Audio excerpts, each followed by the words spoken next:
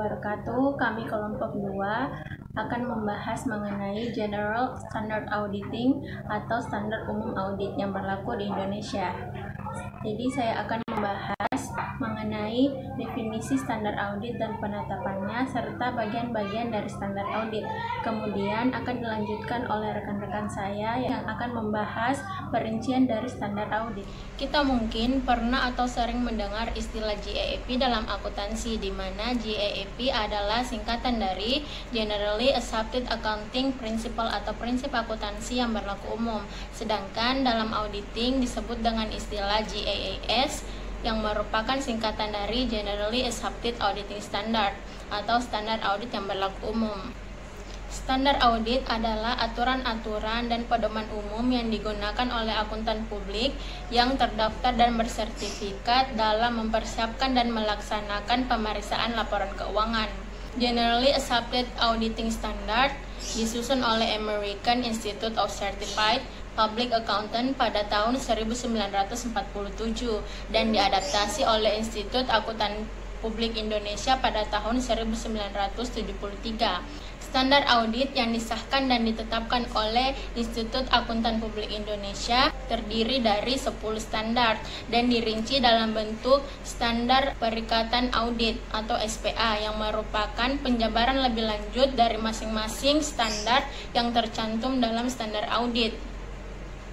Standar audit berisi ketentuan-ketentuan dan pedoman utama yang wajib diikuti oleh akuntan publik dalam melaksanakan penugasan audit. Standar audit yang berlaku umum terdiri dari 10 standar dengan 3 bagian, di mana bagian pertama adalah General Standard atau standar umum yang merupakan standar audit yang berkaitan dengan persyaratan auditor dan mutu pekerjaannya sehingga bersifat pribadi. Standar audit mencakup 3 bagian yang sangat vital pada auditing, yaitu pertama ada kompetens atau kompeten. Dalam melakukan sebuah audit tentu harus dilakukan oleh seseorang yang memiliki keahlian dan pelatihan teknis yang cukup. Seorang auditor diharuskan untuk mempelajari, memahami, dan juga menerapkan ketentuan baru yang ada pada prinsip akuntansi dan juga standar auditing. Untuk itu, seorang auditor diharuskan untuk bertindak sebagai seseorang yang benar-benar mahir dalam bidang akuntansi. Keahlian tersebut bisa menempuh melalui pendidikan formal maupun pengalaman dalam mengikuti sebuah pelatihan. Yang kedua ada independence atau independen. Independen dalam hal ini yaitu tidak mudah terpengaruh oleh pihak manapun. Adanya sikap intelektual dan kejujuran yang perlu dijunjung tinggi oleh seorang auditor. Meskipun sikap independensi ini termasuk dalam kategori mutu pribadi dan tidak termasuk dalam hal yang tercantum dalam persepsi auditing, namun sikap ini sangatlah penting untuk dipertahankan. Profesi akuntan publik telah menetapkan aturan yang disebut sebagai Kode Etik Akuntan Indonesia agar setiap anggota dapat menjaga diri dari kehilangan kepercayaan dan persepsi independensi dari masyarakat. Dan yang terakhir ada due professional care atau kecermatan profesional. Seorang auditor diwajibkan menggunakan keahlian profesionalnya dalam melaksanakan audit dan pelaporan dengan cermat dan seksama. Penggunaan keahlian profesional menekankan tanggung jawab setiap profesional yang bekerja dalam organisasi auditor. Seorang auditor harus memiliki tingkat keterampilan dan menggunakan keterampilannya itu secara wajar. Maka dari itu, seorang auditor tuntut untuk memiliki sikap profesional dan keyakinan dalam tindak evaluasi bukti audit. Bagian yang kedua adalah Standards of Fieldwork atau standar pekerjaan laporan, yang merupakan standar audit yang berisi tentang sikap dan pengetahuan yang harus dimiliki seorang akuntan publik atau auditor. Standar pekerjaan laporan terdiri dari 3 bagian, yaitu Adequate Planning and Proper Supervision atau perencanaan yang memadai dan pengawasan yang tepat. Sebagai tenaga profesional, maka seluruh pekerjaan harus dapat direncanakan dengan sebaik-baiknya. Jika menggunakan asisten, maka harus disupervisi dengan semestinya. Penyerahan tanggung jawab dan penunjukan secara dini pada auditor independen bisa memberikan banyak manfaat bagi auditor maupun klien. Semakin dini auditor ditunjuk, maka akan memberikan kemantapan bagi auditor untuk merencanakan beberapa hal yang terkait dengan pekerjaan. Understanding the entity, environment, and internal control, atau pengertian entitas, lingkungan, dan pengendalian internal. Standar ini berhubungan langkah atau strategi dalam melakukan pekerjaan. Pengetahuan yang ada akan membedakan hasil dari audit yang dilakukan.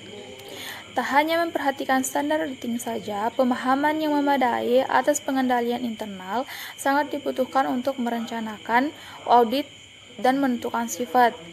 Setiap auditor harus memiliki pemahaman tentang pengendalian internal untuk merencanakan audit dengan melaksanakan prosedur dan memahami desain pengendalian yang relevan dengan audit atas laporan keuangan. Maka akan dapat diketahui kelayakan dari pengendalian internal tersebut untuk dapat dioperasikan. Sufficient competent audit evidence atau bukti audit yang cukup kompeten.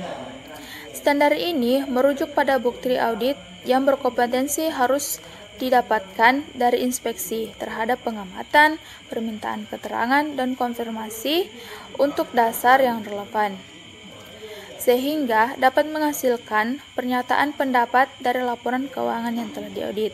Auditor independen harus memberikan pendapat atas laporan keuangan yang meliputi usaha untuk memperoleh dan mengevaluasi bukti audit.